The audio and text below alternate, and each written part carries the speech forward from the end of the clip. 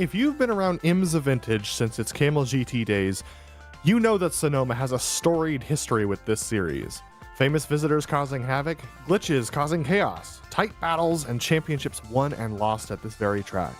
It's fitting then that we visit this Golden State gem as our last stop this season. Will Valenteus attend in the GTO and defend his championship from last year? Or will Joram van Hicks finally secure that elusive title? And what will be the complexion of the top 5 in both classes at the end of the day? We'll find out soon as we get ready to watch the final round of the iRacing IMSA Vintage series, and you'll see it all live here on the Global SimRacing Channel. Hi, I'm Adam Lundgren, and with me in the booth is Craig King. In the truck is our director, Daniel Costello, and he's using cameras provided by Dougie Beard. An oldie but a goodie, Sonoma Raceway has been a staple in the stock and spec car scene in America for decades. And to find out why, let's take you down to our GSRC track guide. Welcome to Sonoma Raceway, one of California's most famous road courses. It resides just north of San Francisco. It's been host to a wide variety of styles of racing, including sports cars, Indy cars, motorcycles, and even drag racing. But in recent decades, it's become most well known for holding one of NASCAR's rare road course weekends. For most tracks, this cornucopia would be a stretch, but considering the array of 5 different layouts to choose from, it's quite easy for the circuit to be adapted to any series needs. Most of the layouts clock in at around 2 to 2.5 miles in length and always feature an impressive amount of elevation change. This means many of the corners present the driver with a blind entry or apex. Some of these have a very distinct visual look, making them instantly recognizable. Corners such as the chute and the final hairpin feature street course-like walls surrounding the track, while the carousel is both picturesque and challenging. With few long straights, passing is often considered very difficult, but it rarely leaves races with a lack of action. Mistakes can be easy to make, offering opportunities for the brave. And it's not just the track itself which is tough. The pit entry's narrow path requires precise driving for those looking to make up time and leapfrog their competitors during stops. With more than 40 years of racing under its belt, Sonoma has become a staple for West Coast race fans. And what could be better than a glass of vino on a sunny hillside while the sound of engines echo around you? Well, this track has a storied history, as I've mentioned a couple times, Craig, but why don't you talk to us about how the IMSA Vintage cars are going to take it around the NASCAR long layout? Yeah, well, not to beat the broken record, at the end of the season, enter the track that is favourite for the IMSA Vintage community. Sonoma had a little bit of everything for both classes, and that shouldn't surprise you when you realise this track has been used for IndyCar and NASCAR. Now, on the subject of NASCAR, I'm going to start with the GTOs, because eNASCAR driver Bobby Selensky, the top road driver in eNASCAR, once called the combo of this track and a NASCAR Cup car as the toughest combo on the sim. Now, while the Audi is not a stock car, it does have aero, the constant fighting of cornering, gear changing, slow corners, of course, that is something similar to both these cars. So look out for the hard braking as well into turn 7 and turn 11. That will catch some of these drivers out. For the GTPs, the Nissans will like to keep the speed up here, but those slower corners, they'll also catch them out. So expect some nice fast flowing corners and driving though through the exit at turn 8, and don't expect to see some on and off control around the start of the track. But multiclass around this isn't as challenging as it looks. The drivers will have to manage to pack around that stop at the start of the lap at the top of the hill before opening down turn 6 into the drag strip. Danger zones will be those letters at 8 and turn 11. There is no space for the drivers to make mistakes, and there is no room across any of the S's to go too wide to make moves. Now, Adam, season might be over. We might be in the wine country. Let's keep the wine away from the drivers, though, until the race is over. Absolutely. This is not 4 Drink Fridays. This is IMSA Vintage. And speaking of the season being over, we have a couple of factors going to the championships today. Let's talk about the GTPs first, because this is simpler. Jacob Reed secured the GTP Championship 2 rounds ago, and Jack Wells is 32 points behind. Maximum we can score is 25, so Jack Wells is out of the picture. And with Farron Grau a good 31 points behind Jack Wells as well, that means that Farron cannot catch Jack, so the top 2 are secured. but is very tight between Grau, Young, and Seamus Power. They're only separated by 7 points on the sheet, so the last step of the rostrum as far as the championship is concerned is definitely up for grabs. Then it's a good 49-point jump back to Ilka Kodasalo, with Artie Amaki hot on his heels, only 6 points back. Brendan Lim's 4 points back rather of Artie Amaki, and then Davide Ricciardi is the last of the top 10, still in that fight with all the way up to Ilka Kodasalo. So the bottom 6 definitely in a fight for their championship standings as well. But Craig, what about the GTOs? Well, I'm glad the GTPs are pretty easy to explain, because the GTOs, they're a little bit crazy out here. Valenteus, as you can see, is leading the championship. Let's get it straight. Valenteus is in a GTP today. That means all eyes are on what Joran van Hicks can do.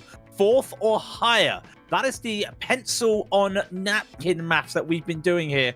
Will be enough for him to claim that first championship.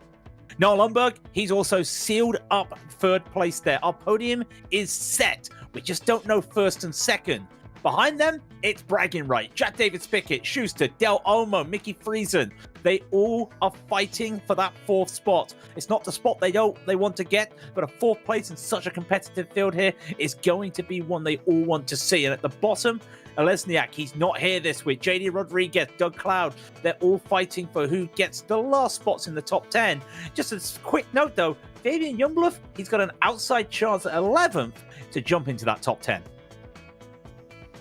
Yeah, interestingly enough, I was doing some more math, and actually 4th place would put the Van Hicks and Valenteus tied, and on countback, guess who has more wins? It's no mystery, it's Valenteus, so Valenteus would still win, so Van Hicks needs to get 3rd or higher, and that's a hard thing to do, but Van Hicks has been very quick all season and has been in those top 3. So, race details here though. 40 minutes for these drivers. It's the final round. They have open setups, however they dislike or like the car to be set up, they can do. They have no spare vehicle though, and with the dirt and the grass the way it is around here, it's very hard to keep this thing out of the wall when you go off track.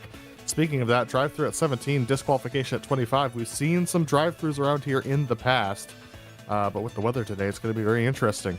It may look sunny in that photo, but when we get back on track, it's going to be a fairly cloudy day out there for these drivers. Temperature at 67 Fahrenheit in the air, 72 on track, and I'll get a wind update shortly. But qualifying underway, Aro Iamaki has set provisional pole position in the GTPs. Noel Lundberg in the provisional pole in the GTOs, just bumped by Mickey Friesen. Joran van Hicks right now is in 4th position, and he has completed all of his qualifying times, but he actually gets moved back to 3rd, which is interesting. I'll have to look at why that happened in a moment, but Van Hicks currently in 3rd position, and he'll have to stay there during the race if he wants the championship. Yeah, just to say what that was, it looks like that was his final lap. He managed to get that jump over Schuster just by the barest of margins to get that done. Here's Doug Cloud coming around and hard on the brakes for 11th. Very famous. Remember Tony Stewart around here? At least I believe it was Tony Stewart. Had some infamous moments around there. Those tyre barriers are rock solid, so you don't want to be hitting them around here. Doug Cloud will come across the line. He is 11th today. He goes up to a very respectable 5th spot. The first man in the 30s, but the top 4, as you can see, all in the 29s. Like this man, Noah Lundberg, who's currently going around, and he does that as well. Just one name to look at as well, Adam, while we're just looking at that. Look at that between Timothy Reed and Carnos. Below them on the GTPs is a number one car of Valenteus. Interestingly enough, Nick Makanos and Timothy Reed, it shows Timothy Reed as having an interval to each other. They're separated so close, and it's only 1/1000th of a second between the two of them. I also have to say, unfortunately, we got to take Jack Davis out of the championship equation for the top for 3rd position. He unfortunately forgot to select his vehicle before hopping into the session today, so he didn't make it into the race. So, Jack, we know you're watching. We know that's a hard break, and we hope to see you back here next season. We should definitely get to see. I can hold on 1 second. Valenteus is just started. Well, that's the celebration. He goes for the jump. He gets into 2nd place. And you could argue, is that a little bit of frustration getting 2nd? Look how tight it is. When you get between those two, then you get the gap between the top 2 and Carl Young, and it is so tight. Julia Wirtz just coming around just one more time. Very interesting, because I have seen the drivers And it's quite funny. It's the pole sitter. The driver's saying the track is playing a bit slow today. I say playing. It's not a sports track and a race track. The track is feeling a bit slower today. Kind of interesting when you see how cold it is out there, Adam. It is very interesting. I wonder whether just the dust on the track. I mean, I know that a lot of drivers in qualifying have been going off track a little bit, so a lot of first laps were invalidated. That could be bringing some debris onto the track that will be cleaned up before the race starts. But the track's going to remain cool out there, especially with the, now there's some direct sunlight, but it was cloudy before. And that's definitely going to play a factor. Winds right now are 6 miles an hour out of the northeast, so not going to affect them that much as we get ready to go to the grid. And that's going to take us to the grid. It is going to be Ardo Iamaki on pole position, with Andres Valenteus next to him in second position. Note that Andres Valenteus, he might still win the GTO championship today, even while driving a GTP, if Van Hicks finishes fourth or slower in the GTOs. Then it's Cal Young lining up behind Iamaki with Jack Wells lining up behind Valenteus. Timothy Reed's going to line up in fifth with Nick McConnell next to him on row 3. Row 4 goes to Brendan Lim and Jacob Reed, and the top 10 rounded up by Togo Hisada and Yunya Homa. And then we've got Laust Olsen lining up in 11th position with Xavier Sanchez rejoining us. He's going to be in 12th spot. Seamus Power, not his best qualifying this season, is going to start off in 13th position with Ilka Kodasalo starting off in 14th. Maximilian Bailey starts off in the 15th position with Davide Riccardi next to him in row 8. Row 9 is Heitor Sentes Galindo and Matthew Cockrum with Mateo Johnson and Paul Ferrer rounding out your top 20. Then it's Carl Cube, the last driver to set a qualifying time, and Julia Wirtz rounds out your 22 GTPs with the last driver without a qualifying time. Let's get to the GTOs with Mickey Friesen. Can he make it win number 2 in his broadcast career? He'll start off alongside Noah Lundberg. Then Johan Van Hicks will start third. Can he hold on to third? Andreas Schuster will be 4th. Bill Cloud will take 5th. And Mateus Hadval will be 6th. And then it's Josh Brain in 7th. Javier Del Olmo with a surprising P8 there. Fabian Youngblood in 9th. And Emilio Di Chari will round out the first page. As we get to the second page, it will be Martin Krajcik in 11th. Cam Porter will be 12th, and then Fulton Pollock will take 13th. Brandon White will be 14th, and then Martin Ianke Rivert will be the last of the time qualifiers in 15th. Tyler Farrar does not set a time for your 16 GTOs added to your 22 GTPs today, Adam. A little bit of a smaller field, but it's just what we want at Sonoma. Absolutely. It's 38 cars today, so it's actually a pretty decent field for these drivers around this track. It's going to feel fairly similar to what a NASCAR race would feel like, but the difference is there's 2 classes out here, and they're going to interact with this track very differently. Temperatures are still the same, but we've got direct sunlight now on the track that should help warm it up over the first couple of laps, but the first couple of laps are going to be ice out there for these drivers. Yeah, it's going to be ice out there. Just one quick note, it's 37 drivers out there today. Tyler Farrar not in the sim, so that is technically all 15 GTOs qualifying with a qualifying time there, so Tyler Farrar will be a DNS for the race. They go up the hill, and this is one of these interesting parts of the hill. It's a little bit blind when you go up the hill, and then it's going to be a lot of braking for the GTOs, and then you just see this constant up and down. It's blind, you see, then you get blind and you see. Overtaking around here, again, track looks wide. You think about the cameras and you think about those elevation changes, just look at that. Great work there, Daniel, on the cameras once again. Just look at that elevation change. It's going to be tough for a GTP to make moves there. Yeah, this right-hand turn down into this carousel section causes a lot of consternation in the multi-class. The GTOs are quite slow through there, and the GTPs are too. But the GTOs often will get a better run out of that corner than the GTPs and can cause some holdups for the GTOs. And the GTOs are very slow around the carousel itself, as the GTPs are quick, but the outside of the track tends to be very dirty for them. So the GTPs who go out there these days to try and make that pass, we've seen it in the past, but ever since the debris update, we're getting even more debris update next season for iRacing. It's going to make it even more complex for these drivers to try and take the unusual lines around that corner. So the GTPs can expect to be held up in the carousel, and on carousel exit, the GTOs are going to go all the way to the outside, and oftentimes the GTPs don't expect that. and can often make contact with the GTOs on the exit of the corner, so that's where we see some of the troubles come up. The rest of the track, as you mentioned earlier, Craig, is not the most challenging as far as multiclass, except for this left-hand turn right here that tends to cause some consternation. But we're about to get the Porsche pace car and pull off and start this race. Yeah, about to get it to pay off there. We saw the S's. It's going to be tight there. That is where they pull off right here. Full control for them now, Adam. It's going to be interesting to see when Ihomaki goes off. Absolutely. Ihomaki has not started on pole in quite a while, a couple of seasons, I believe. So Ihomaki is going to be the one to launch them, and he does so right before the left-hand kink onto the front straightaway. The very short front straight crosses the line in the lead. Valenteus in second, Cal Young in a solid third position. Jack Wells behind. A little bit of hold up in the back of the GTP field, but Valenteus takes it deep into the corner, so does Ihomaki. They're off clean in the GTPs. And they're off clean in the GTOs. A little bit of a battle happening between Lundberg and Van Hicks right away. But now you can Lundberg, sorry, because Van Hicks is battering Lundberg right now. The number 3 on the inside, the number 4, sorry, on the inside. He will hold on. You can see them starting to take a single file here. It looks like it's just going to be like this for a while. The drivers may understand what's in store for the top 3. They may be giving a bit more respect out there today. Yeah, I mean, the best way to secure your victory in the championship for Van Hicks is to win the race, but he needs to be smart about how he does that. He's got 2 quick drivers up ahead of him, Friesen and Lundberg. You got side-by-side between Ilka Kodasalo and Maximilian Bailey as they go through, they go past the drag strip for the first time and down into the S's section, a very complex section of the racetrack. It's very challenging in the GTOs.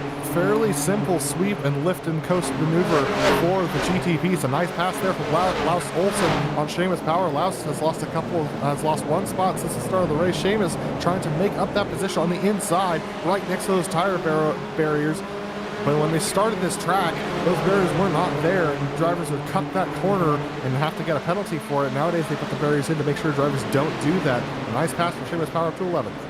Yep, good pass from Seamus, just knowing what he has to do. He's already up 2 positions early in this race. Everyone else just switching a couple positions, and this is the battle we need to keep our eyes on. Lundberg is trying to just issue a little bit of a statement here. He's been good all season. We almost had a moment in the background, and it looks like he's had a bit of a spin. So he's gone down a few positions. Laus Olsen, as we just saw, he unfortunately has had to take a tow. I'm hoping that wasn't what I think it was. It was a mistake getting on the curves, coming down to 4.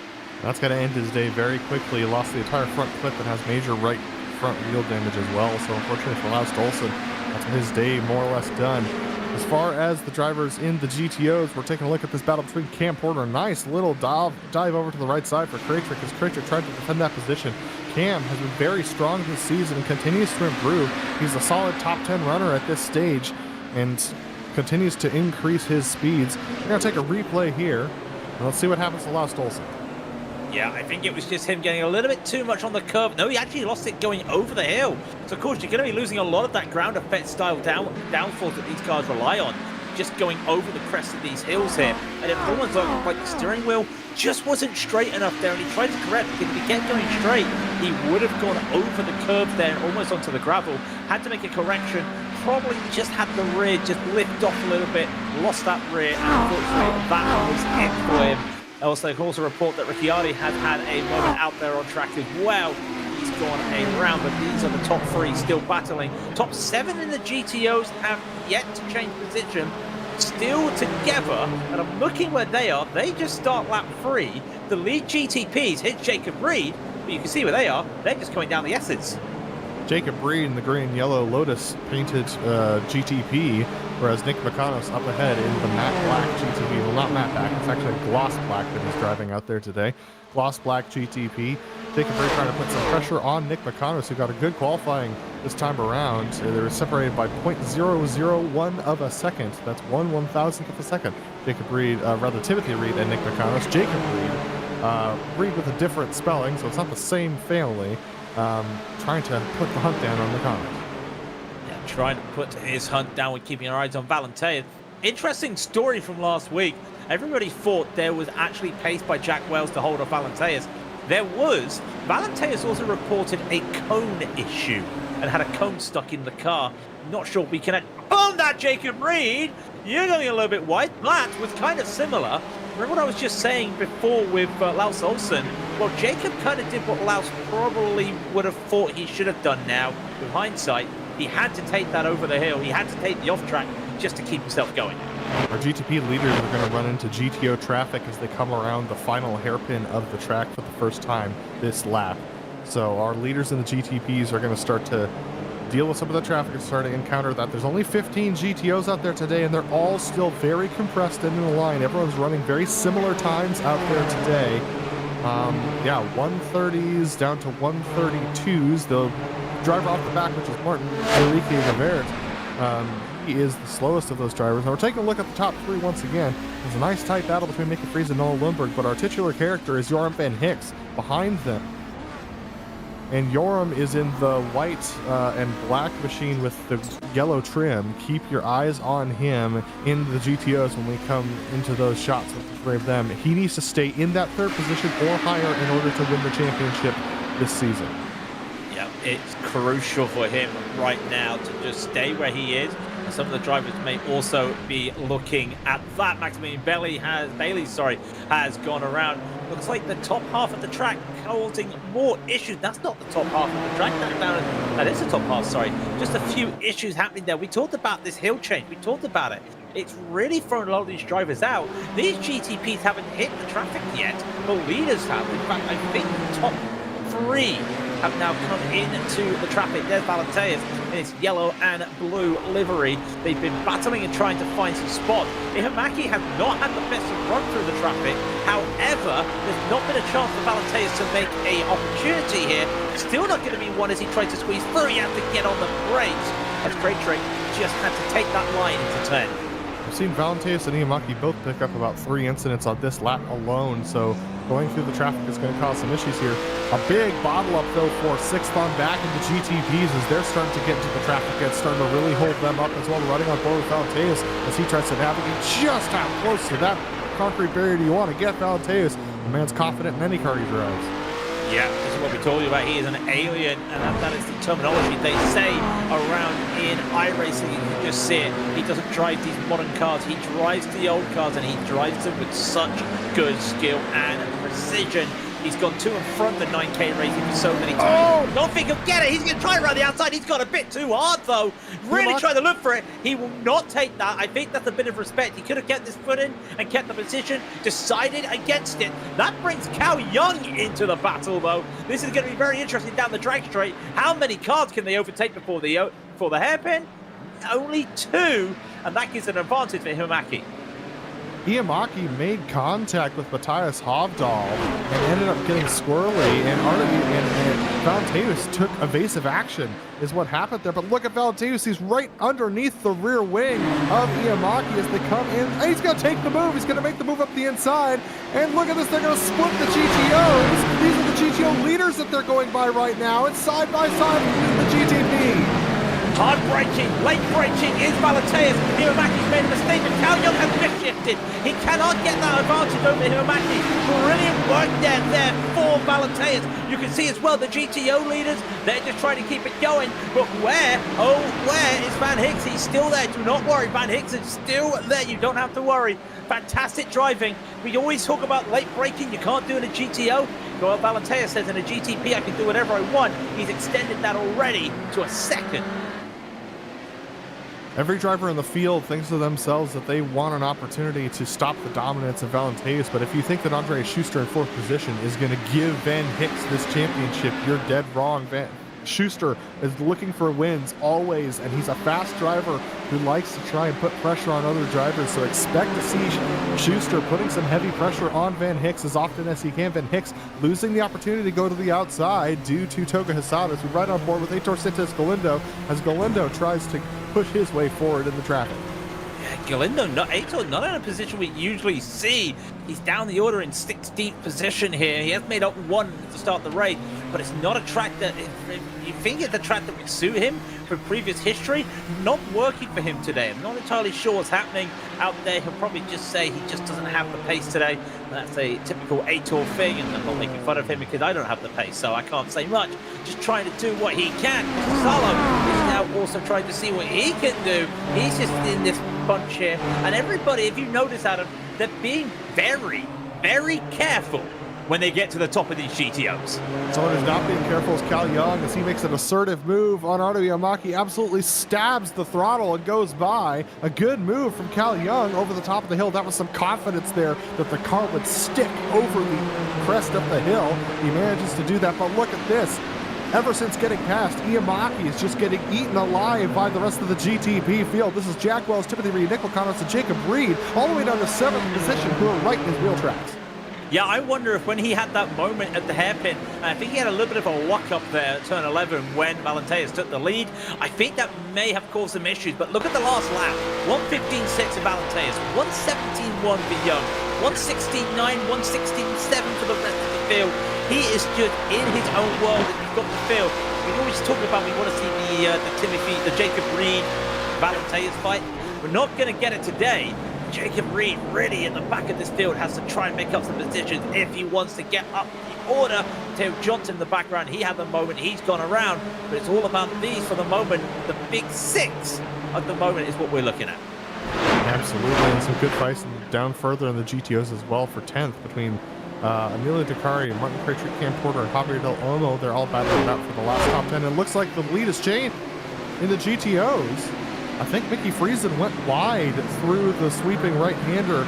It kind of banks away from you. You can often get into that left-hand grass. I remember playing NASCAR 2003 and really struggling with that corner back with those machines. And I think that's exactly what happened to Mickey Friesen here. It was not. What were you saying at the start of the race, Adam? Turn 10 is a tricky turn for multi-class racing. That's all I need to say right there. And unfortunately, Mickey Friesen was pushed out the way and lost that lead.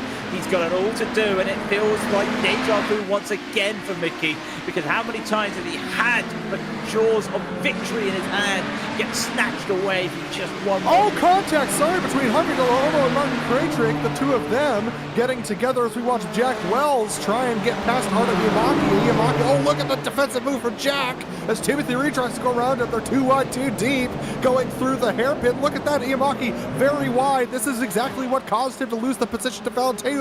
They're still too wide, too deep as they go across the stripe.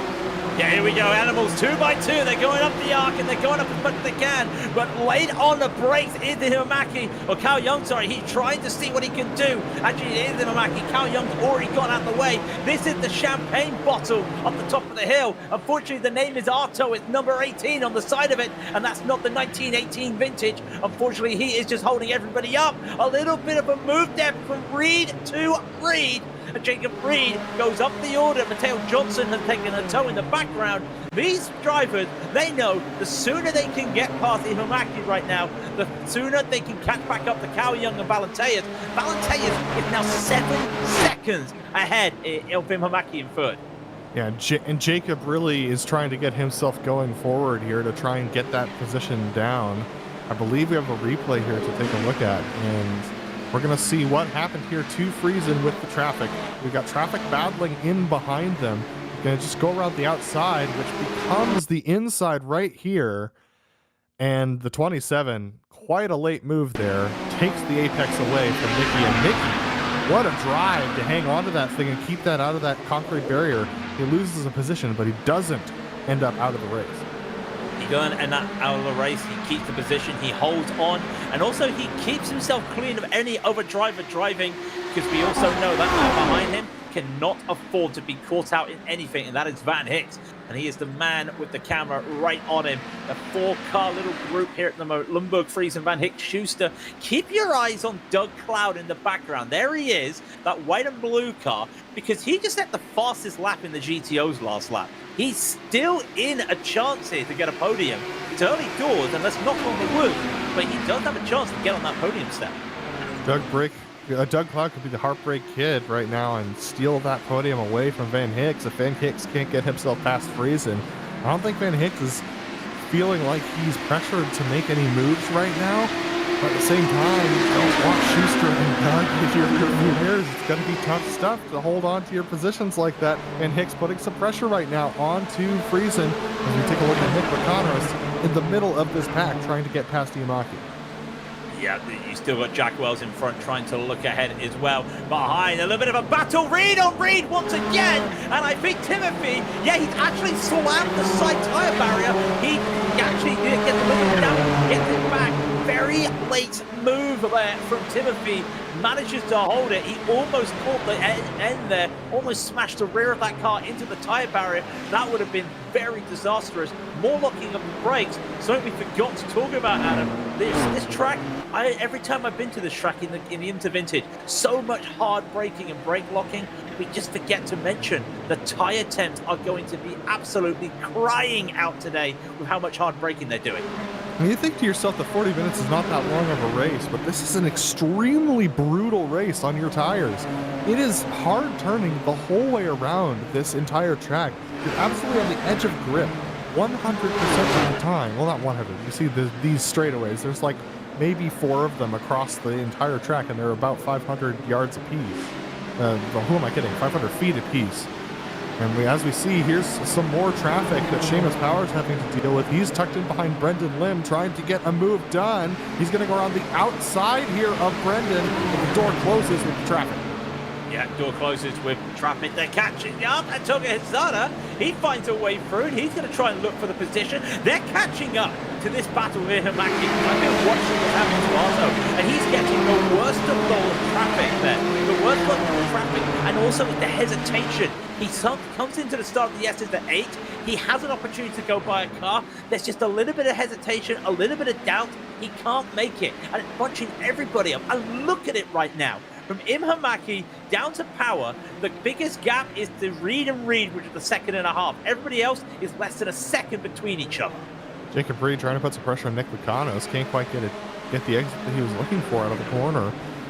But he's definitely looking quick. They're going to make their way past 8th place Fabian Jungluth in the GTOs. And, oh, very nearly. Yeah, just getting onto that little dirt patch that's been brought back on track by one of the other drivers. And Jacob Reed trying to set up an alternate line, just clips that inside curbing. Can't quite get the exit that he wants. He's really trying to put pressure on Nick. It's such tough stuff. They're going to go past Josh Brain right now. Josh is driving quite well out there. Up to 7th position is Josh Brain. They're going to go past Matthias Hobdal. Nick picks the wrong side, and there goes Jacob. And he's going to take that position. That inside can work if you get the right line. You just have to time it perfectly with the traffic. He did that well. That's Julia Works just pulling off to the side. The lap car pulling off to the side to prevent these issues. He's now got Jack Wells in front of him. He wants to try and get this 3rd place, and look at him go around the traffic. Once again, there's a car between these guys and Arto, but you also realize there's 2 cars ahead of Arto. He can't find a way through. This is so treacherous up the top at 2, down to 3A now into 4, braking for 4. And you can see Wells has got nowhere to, Reed's got nowhere to go. Wells gets through, Imamaki gets through. They are also now in that crucial battle. Eyes on what happens to Van Hick. They're all going to get round Johan with no problem, but Friesen gets pushed a little bit wide. That may help Van Hicks in that little battle. These drivers still going. There goes Julia Wirtz going past them all, and all 4 drivers down the drag strip takes the left. Who's going to get a move done? Well, it's going to be Jack Wells who holds on against Jacob Reed. Reset, reload them, Adam. Absolutely unbelievable. Everyone's so respectful, but absolutely does not want to give up any time right now. I can report that Cam Porter has made the move on Emilio Dakari. They're still side by side. Here comes Seamus Power and Brendan Lim. Look at that, a lost position for Power, rather for Lim, as he goes back 2 spots. Seamus Power and Toko Hisada make their way by. They make their way by Brendan Lim now just going on. Unfortunately, it's happened. Not the best of time for Brendan, but this is the best of time for Doug Cloud. Can he make some moves up here? He can't get it on Schuster. He's going to have a little bit of a breather for a couple seconds for having a Sanchez right behind. There he is. Interesting. Remember you were saying you don't want Doug Cloud in your rearview mirror. No, I think you do want Doug Cloud in your rearview mirror. You don't want Doug Cloud ahead of you, Adam. We know the pedigree of defending he can do. He's going to make that car very wide, and when he gets in front, well, the roof of his car says, oh, it's Zamboni time. Jack Wells has made the move on Arno Iamaki and shuts the door, and he's going to push Jacob Reed out wide into the grass. Jacob going for a ride around the carousel. Yep, move was made coming out of 4, sideways with 5. Jacob Reed losing a couple positions. Now there's going to be some more battling on it there. And is there actual damage there on the side of Makanos' car? No, it's actually damages to Imamaki's car. You could just see it. There it is. You just see it as he comes down through the S's. There's a little bit of damage. There's not a lot of top speed here, but the S's are basically full throttle, a little bit of lifting in the GTP. That's going to be holding. Jack Wells now has to try and find a way to make up 6 seconds. I don't think it's going to be possible. Yeah, they lost 6 seconds behind Iamaki through all that traffic for multiple laps. Here comes Nick Makanos trying to make a move on Iamaki again. And Iamaki's stout in defense, but just not a quick race pace. He's going to stay to the inside. Oh, Nick, I thought that he would be confident and try and take that around the outside. Didn't quite get it done, but Iamaki, this is not his track, it looks like. Not his track, remember, he qualified pole. We've got to remember that this was a man who hot lapped into pole position. Late braking for Makanos can't make it work.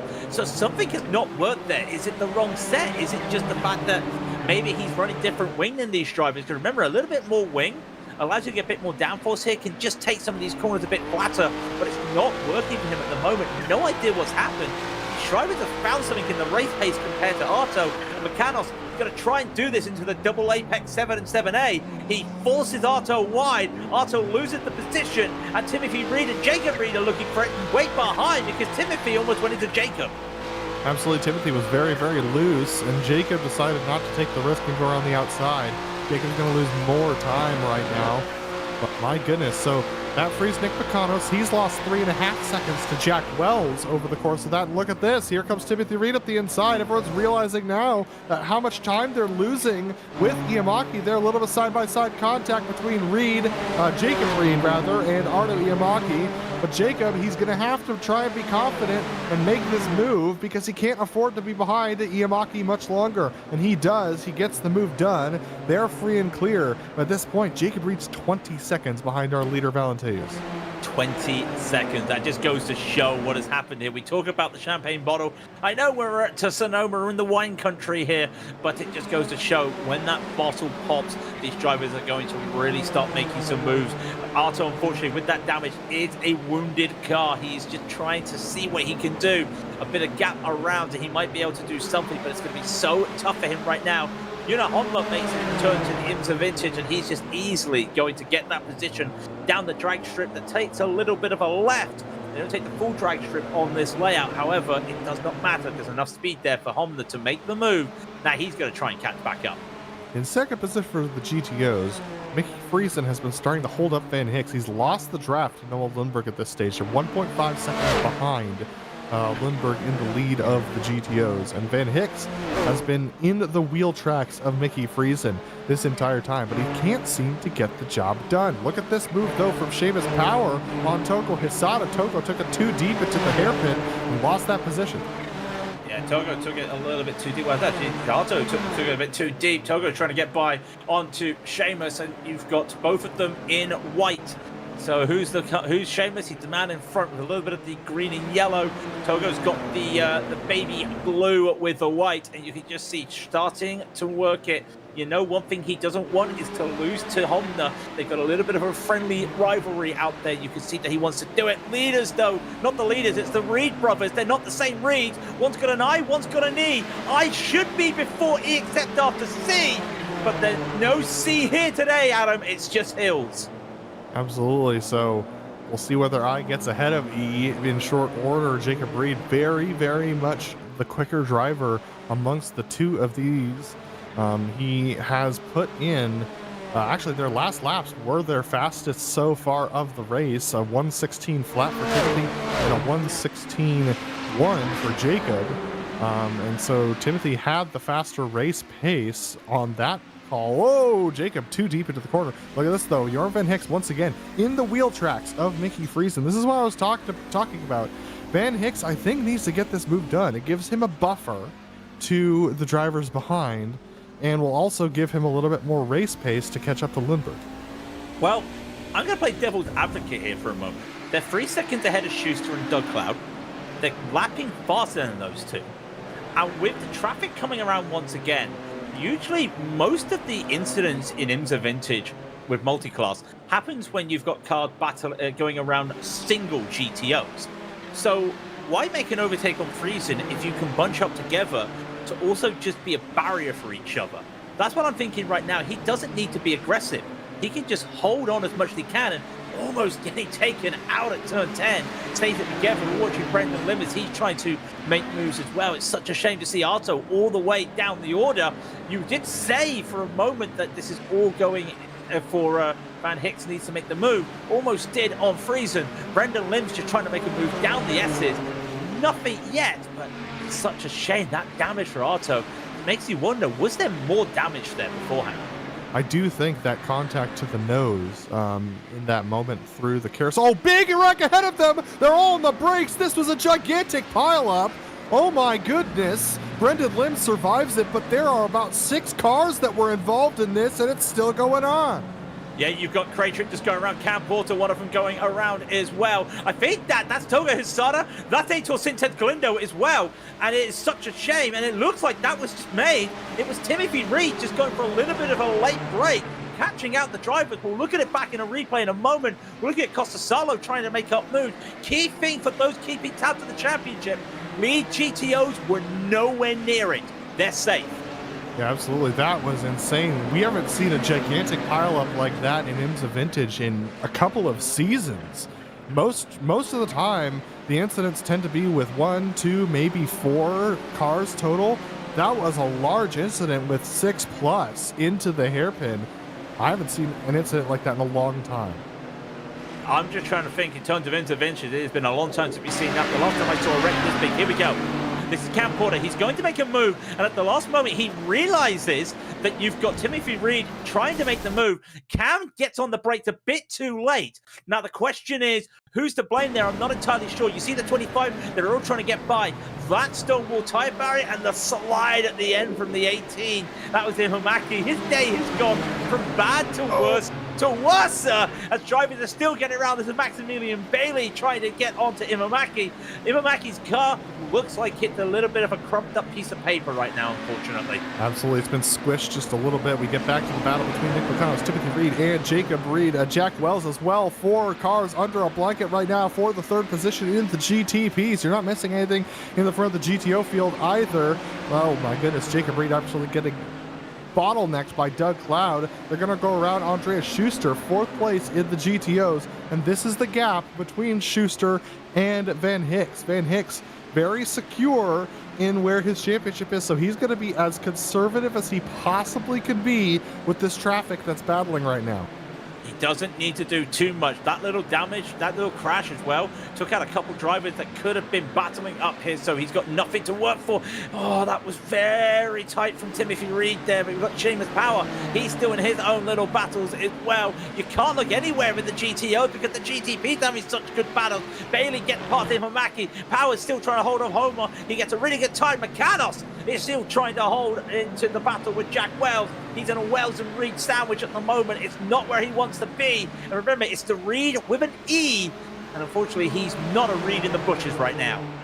You know, Timothy Reed trying to put his pressure on to Nick McConos and trying to get him to make a mistake in that battle with Jack Wells. He wants that 3rd position badly, and they're trying to keep their noses clean up ahead of the other Reed, Jacob Reed, who's coming in behind them in the Lotus painted machine. There he is in the picture. He's now part of this 4-way battle as well. Jack Wells is not the quickest driver amongst these 4.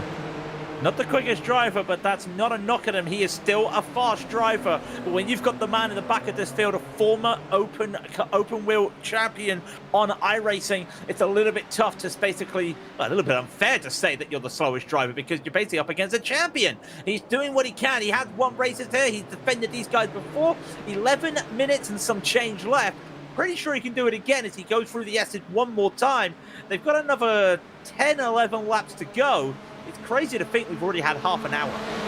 It's unbelievable to think we've had half an hour. Here's Aitor Sintes Galindo making his move on Arno Iamaki. Iamaki's squished Nissan, just really struggling for speed at this stage. It doesn't corner well, it doesn't go straight very well either.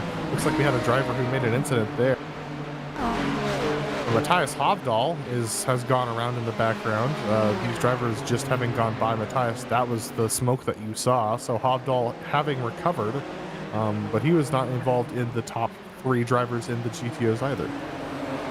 No, thankfully he's still there. He's still fine. No worries to worry. No one needs to be panicked. Everyone's on tenterhooks right now, knowing what is at stake with Van Hicks in that GTO. But everyone's on a little bit of tenterhooks right here.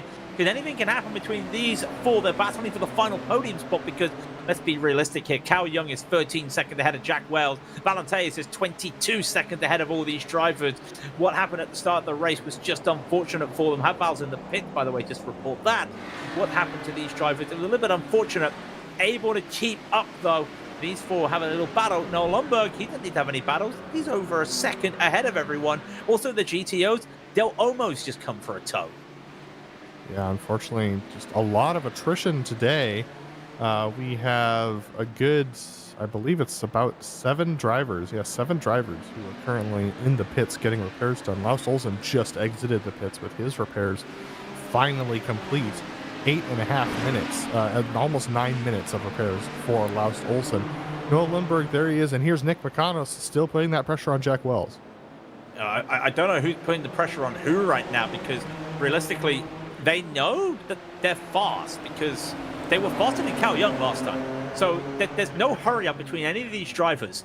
They just know, however, that the track is not opening up for them to make moves. And when you look at the track map, you look at where the next traffic is for them, how it's not going to be for another lap. And the traffic now is quite spread out. Remember, we had 15 GTOs to start this race. We were meant to have 16. One was a DNS. Nothing happened, and now we're down to just 11 on the lead lap. 2 have taken pits and come back out. 2 are still in the pits getting repaired. So we've lost a lot of numbers, and that also affects these drivers because it means you don't have a lot of places to make pick moves and to make strategic overtakes using multi-class traffic. This is all now just going to be a battle of skill and wits and pace. Craig, I think Van Hicks is looking for a way by Mickey Friesen right now. Van Hicks has been right on the rear bumper of Friesen for the last lap, and by on the rear bumper, I mean he's hit it a couple of times. So I think Van Hicks is trying to put that pressure on to Friesen and get a move done, but he's got to find a place where Friesen's weak, and the braking zones don't tend to be that for Mickey. As we continue to watch this battle for the third position rather in the GTPs. Yeah, it's going to be interesting to see if Van Hicks will be able to make a move. There he is. Friesen, of course, is in that fantastic purple and white box of neutrals car. Love seeing that car around here. And it's a little bit of a good run here from Van Hicks, but he got on the brake last for turn 10, which usually is a bad sign around here. Usually he who brakes last loudest does not work for turn 10 because you want to keep that momentum going. So you kind of want to do the early braking. Maybe had a run, as did Jacob Reed have a run shortly. Tim's just lost a little bit of time. They're going to have to reset. Where are those drivers at the moment? But they're going to come through from traffic right now. There's only one car. Jack Wells off! Jack Wells! Whoa! Yeah, Jack went for a ride. He absolutely smoked it through the infield. The car just didn't turn left. He kind of got a weird arrow slide. He clipped one of the curbs and the car just wouldn't turn for him. And he ends up going for a ride over the hill. So Jack Wells might have some tray damage, and he now ends up at the back of that pack. I wonder if that may also be hardware related, because it looks like there was nothing in the cockpit that I could hear. So it could also be, there might have been like a micro stutter or a micro freeze. We don't know. It could be hardware. It could be something like that. We just don't know. As we watched Valenteus with 7 minutes to go, ever since he got that lead from Ihumaki, he had been on it today. And no one has been able to stop him because the only people that could stop him, they got held up a little bit earlier in the race. And Aldris just being safe as he goes past the GTO leaders. He realizes he's not going to be a dirty driver, folks. Nobody is saying it and no one's going to believe it. But he wouldn't be the man that would drive a GTP to try and eliminate his rival in the championship. He wants all the respect on the track. No, absolutely. And he would... It would not cross his mind to win a championship that way. If he really believed in winning this championship with the GTOs, he would have driven the GTO today. And, last to first or not, he would have won it fair and square. But he's driving the GTP because he wants to have these battles at the front. Jacob Reed is an intense competitor, and it's very hard to win a race off of Jacob. And Valenteus doing so, that's an accomplishment. Jacob Reed had a bad qualifying today, but if Jacob had been at the front, it would have been tough for Valenteus to win this race. So Valenteus is trying to cement himself as a good driver. Here is Jacob Reed. He's still stuck behind Timothy Reed. He's tried to pass multiple times, and every time he's had traffic to deal with. It's gotten in his way. So Jacob still looking for a P3. It's getting harder and harder as we have 5.5 minutes to go. And now he's going to be hitting lapped GTP traffic. That's going to be interesting. 3 seconds up the road is a lap GTP. So that's going to be another interesting moment out there today, because you just don't have the opportunity to move over on this part of the track. If they do catch up to him, just need to make sure they can hold on. GTO just going a little bit slow through the S, and they get by. Jacob Reed is a little bit slower there, and that brings Jack Wells back into a slipstream. So the big four, the four Musketeers, will be able to hold it. Josh Brain having a little bit of a slide there as well. If these four can get back together, it could be very interesting to see what happens in the end of the race. I did see ahead of them was Doug Cloud making a move on Andreas Schuster. Very interesting happening out there. He gets by. Aitor Sintes Galindo is reports of a little bit of wing damage. I can't see it myself, but he avoided that big incident a few laps ago. He's very lucky to still be where he is. Top three in the GTPs just got bottled up together, and so they're going to be very, very tight together. A little bit of contact there as Jacob Reed tries to get by Jack Wells, now part of that battle as well. And Jacob Reed sneaking on by Timothy Reed is going to be trying to put some pressure onto Nick McConnell, but they lost a little bit of time there going through the GTO traffic. Joran Van Hicks still half a second behind Mickey Friesen, doing exactly what he needs to do coming into the closing 4 minutes of this race. He does not need to make a pass. He's got 7 seconds back to Doug Cloud, who just passed Andreas Schuster. So Van Hicks in a really good position to secure the championship if he just crosses the stripe in that spot. But Jacob Reed, and they're actually going to have to catch up to that battle. Here goes Nick McConos by, as well as Timothy Reed. They're going to streak by before all of the incidents. Oh my goodness, Nick McConos getting held up. Almost contact between Jacob Reed and Timothy Reed. Timothy might have an opportunity to make a pass, but can't quite get it done. Jacob Reed and is going to now have Jack Wells for company behind him. Jack finally recovering from that ride that he had as Cal Young sets the fastest lap in second position, but he lost 3 seconds the lap before. So tough stuff for him. Noah Lundberg crosses the line. Mickey Friesen is finally caught up, and Joran Van Hicks is going around! No, Joran Van Hicks! Oh my goodness, and this was a little bit of contact. It was completely unprompted. He just put the power down. I believe it was a hardware failure. He absolutely stuck the throttle going into the wall here. You're gonna see it on the replay. Joran Van Hicks is coming through the corner. He gets tucked up, and then he powers out of the corner, and the car just keeps driving. But Joran Van Hicks back to 6th position. He has got major wheel damage now, unfortunately. It looks like hardware failure to me. He really struggled to get the car going. But he's now 10 seconds behind Doug Cloud, who's now in 3rd position. Oh my goodness, the championship just disappearing for Van Hicks, and the leader of the GTPs right now, who's 9 seconds ahead of Cal Young, might win the GTO championship, and he's not even racing in the same class right now. But that doesn't mean that there's not a battle for the lead to be talked about, because in all that chaos, Mickey Friesen is now under the nose of Noah Lundberg. Or rather under the wing of Noah Lundberg. So those two are now nose to tail. It's only about 7/10 separating them. And look at this, Xavier Sanchez going for a move on Brendan Lim. Maximilian Bailey looking for an opportunity as well. Sanchez getting that move done. Oh man, tough move there. And it looks like actually Sanchez was the one who got forced out wide, so he tried to take it around the outside of Brendan Lim, couldn't quite get it done. So Maximilian Bailey putting some pressure on. Andres Valenteus with 1:51 to go. This is going to be his, might not be his penultimate lap. This is not the white flag lap for him. He's still got a ways to go. He will cross the line. I believe it will be 2 to go this time. It'll depend on whether iRacing wants to throw the white flag this time or not. And it's 2 to go. No flag from the stand there. Noah Lundberg, though, he has been able to gap Mickey Friesen down. It's out to about a second as they have that battle for the 8th position go by. Tough battle there for 8th spot between Yunya Honma, Brendan Lim, Maximilian Bailey, and Xavier Sanchez, as the 4 of them streaking through the S's for what will be one of the final times this race. I can report that Lundberg looks like he's struggling on tires just a little bit, as Mickey Friesen's tucked in behind. Joran Van Hicks is going to stay out there and try and finish this race in 6th position. but he's losing more and more time to Josh Brain as we speak. Look at this, a move from Maximilian Bailey. He's made it up the inside of Brendan Lim, and Xavier Sanchez is going to go with him. That outside of the hairpin just full of slag, a real struggle. And Junior Hoyma is very damaged.